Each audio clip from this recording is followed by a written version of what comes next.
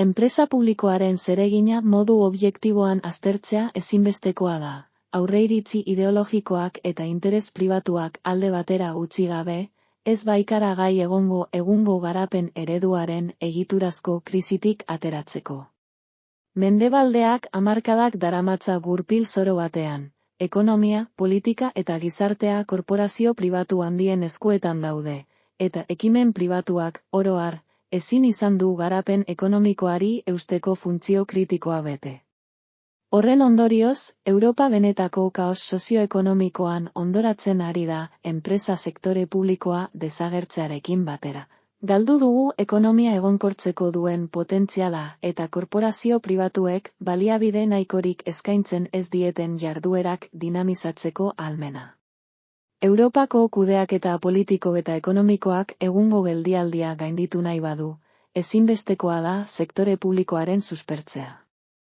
Ez da kasualitatea nazioarteko aholkularitza enpresa handiek ere eredu ekonomiko, interbentzionistagoa, behar dela ohartarazi izana. Hala ere, azken hamarkadetan enpresa publikoaren ospea etengabe gutxitu da. Sistematikoki eraginkorra ez dela pentsatzera eraman gaituzten ideologiak eta interesa propioak direla medio. Hala ere, gorabidean dauden herrialdeetako esperientziak erakusten digu hori ez dela egia. Enpresa publikoek sektore askotan eraginkortasun handia erakutsi dute. Hala nola finantza, aeronautika, garraio, energia, komunikazio eta armagintzan. Dogmatismo ideologikoek eta interes korporatiboek baino ez digute errealitate hori aitortzea eragozten. Benetako garapen ekonomiko, sozial eta politikorako ezinbestekoa da enpresa publikoaren alde egitea. Sektore hau etorkizuneko funtsezko motor gisa ikusten badugu. Eta errealitate hori gero eta nabarmenagoa izango da.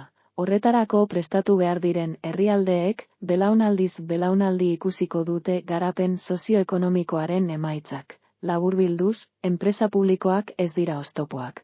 Baizik eta garapen jasangarria eta oreka sozial-ekonomikoa bultzatzeko tresna estrategikoak. Eta Europak beren potentziala berriro aprobetxatu ezean, etorkizuneko erronka handiei aurre egitea zailago izango zaio.